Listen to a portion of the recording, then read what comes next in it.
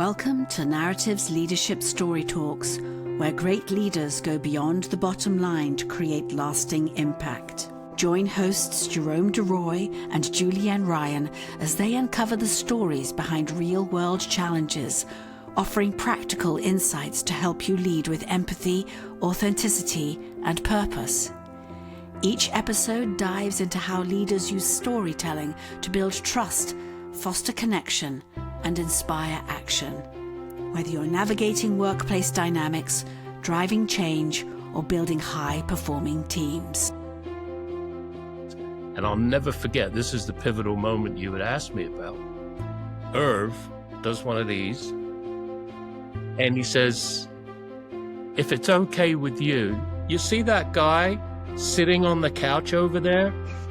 That's the only reason you're in this office. And if it's okay with you, I'd like him to bring us a chair to this meeting and sit at the table where they were sitting. And the rest was a blur. But to answer your question, Jerome, the thing that stuck with me is how somebody can have the foresight to literally make a career, which is what happened to me, in an instant. No one had ever advocated for me, not even my own father, who, that's another story, but just having somebody who, as a leader, picked somebody that he felt, and later he told me why, he felt would move heaven and earth to get him what he needed.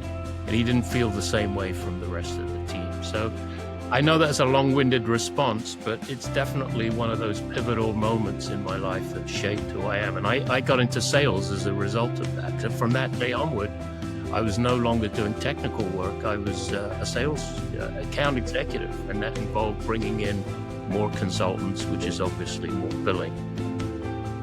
Hello again. We are back for another debrief episode, and this one is about Charles Bernard, who you just heard from, really with this amazing story. And I encourage everybody to go back to the original interview to get the full story. This is the tail end of it, and that pivotal moment he describes. But yeah, really just a great story. I know I've got lots of things to say about it, but want to hand it over to you first, Julienne. And welcome to you. Hi, of course. I'm just bursting. I love this story. It has so many elements and just models everything we talk about in storytelling. Well, the honesty, the vulnerability, and the fact that a lot of times in our work, we're not listening to the right people. And this leadership story said just how this executive really paid attention to where the valued information was and the dedication and how that was a game changer. So yes, good stories are worth repeating, as we always say many times. So I just did so many good things about this story. But yes, from you, I want to hear more. Yeah, well, the part of the quote that we focused on was this idea that, he had somebody who advocated for him when nobody else would. Mm-hmm. And I think one of the things that we often talk about is who's telling the story. Who are you as an executive, as a leader, as an employee, as an employer? Doesn't really matter. But where are the stories, and who are you asking to tell stories? And what we see a lot is that the companies that don't do as well in terms of communication and messaging are the ones where you keep hearing from the same person. And usually that's the CEO or the founder. And there's nothing wrong with what they're saying, but it's just the repetition of seeing the same person, even if they're telling different stories. It doesn't really represent the whole. And I think a lot of the work that we do is trying to find those stories that actually do represent the whole, so that you can, and why do we do that? We don't do that just for the sake of entertainment or even having a diverse array of voices, but it's actually very intentional and strategic. It's so that other people can recognize themselves. So if you're someone who is actively looking for your next step in your career, looking for your next job, you're going to research all these companies that you're interested in, and you're going to see a variety of different people telling stories about that organization. And the greater the variety and the more consistent those stories are, the more you're likely to go with that company versus the one where you're only hearing from the one person, and even if there's lots of different stories. So that to me struck me, in that story, because there's a moment when that person is in a position of power, saying to Charles, "You're the one I want to listen from, and I don't care that you're not one of the executives. I don't care that you're not one of the leaders in the room, but you're the one who connected with me and who bothered to do that, and as a result, I want to hear from you." So he chose to elevate that voice, and I think that's what's missing in a lot of organizations is who we choose to elevate, whose voices do we elevate. And again, to me, it's strategic. It's not really about anything else. And it's much more, let's get those stories up. Let's elevate those stories because that's who we are. And so why not get those stories out?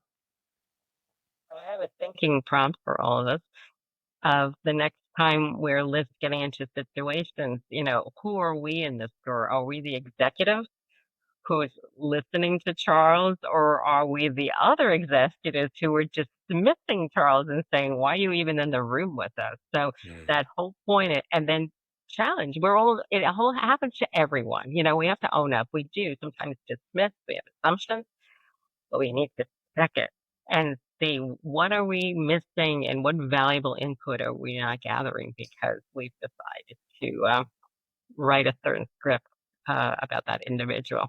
So yeah, lots of lessons in that work. That's so interesting that you That's a just said great that. sound, Jerome.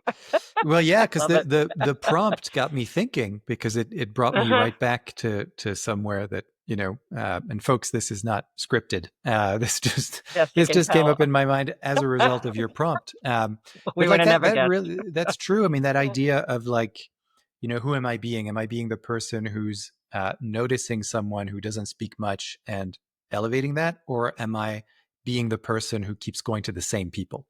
And just because that's worked in the past.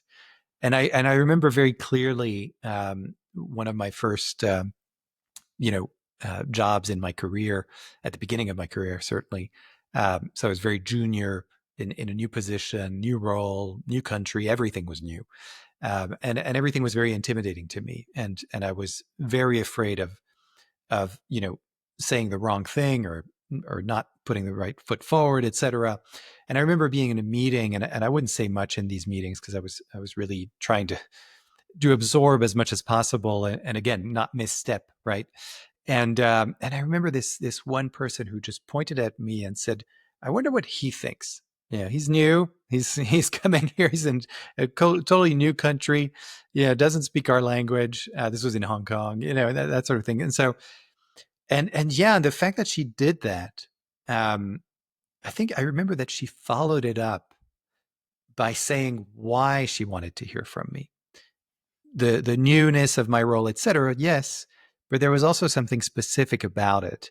And she pointed something out from my background. She said, "Here's someone who comes from France and the US, and I'm really interested in that perspective for what we're trying to do here." And, so not only, because at first, I think a lot of people, who may have been in these situations before may feel a bit, oh gosh, why are you putting me on the spot? I don't have anything to say. I'm just here to absorb things. I'm just here to listen. That was very much my intention for that. But a lot of it was driven by fear, the fear of saying the wrong thing. And so, but the fact that she didn't just point at me so that I could say something, anything, it was more, your background is relevant to this conversation and this topic, and I'm interested in that. And because of that, it gave me the confidence to actually say something that wasn't just, gosh, I'll just say anything, and see what happens, or I didn't freeze in that moment. So anyway, thank you for that prompt, because that's she helped to get there too, and she helped frame where your answer. So you were like, okay, where am I supposed to go with this opinion? And she helped you get there, and it probably, in just doing that, you felt like you had her as a support. She wasn't just looking at you as here's the new curiosity that's coming, one of our new hires. Let's see what happens and how they're going to react. Totally. So that is a lot. Yeah. So what a wonderful gift. And Yeah. that's priceless. Yeah. Yeah. Well, yeah. So I think that's a great prompt for our listeners. Who are you being? Are you being the one that's elevating other voices and looking at trying to get more, or are you being the person who's going to the same people all the time? And like you said, you can be both at the same time. They're not mutually exclusive, and it's okay if you're one or the other, as long as you're aware of it. I think that's really the big thing. Is what's your intention when you walk into that meeting? Because sometimes you do need to hear from the voices that you need in that moment and that have helped you in the past, right? And other times you need other voices. As long as you're aware of it and you're intentional about it, that's our message for today. Yeah, let us know how it goes when you try this out. See how it changes your conversations and the kinds of stories you start to hear. Thank you so much, Julienne, for Thank you. This yeah, was such a great interview with him. I just adore what he had to say about everything, and a lot of lessons learned. And we're going to still keep learning from them. Yeah. absolutely. And thanks to our listeners. And again, for our listeners, definitely go to narrative.com where you can find that particular interview with Charles and more than 140 others at this point. All these resources are for you. That's where you can get so many insights on storytelling. And if you're interested in learning more, I highly encourage you to go to our website and also go to this podcast, Leadership Story Talks, wherever you find your podcasts, and leave us a review, leave us a note, tell us what you think, and please get in touch as well. We really want to hear from you, and we're always ready to listen. So thanks, everyone, and we will see you next time. Bye. Bye. For more information on the narrative listening and storytelling method and how it can help your business, go to narrative.com.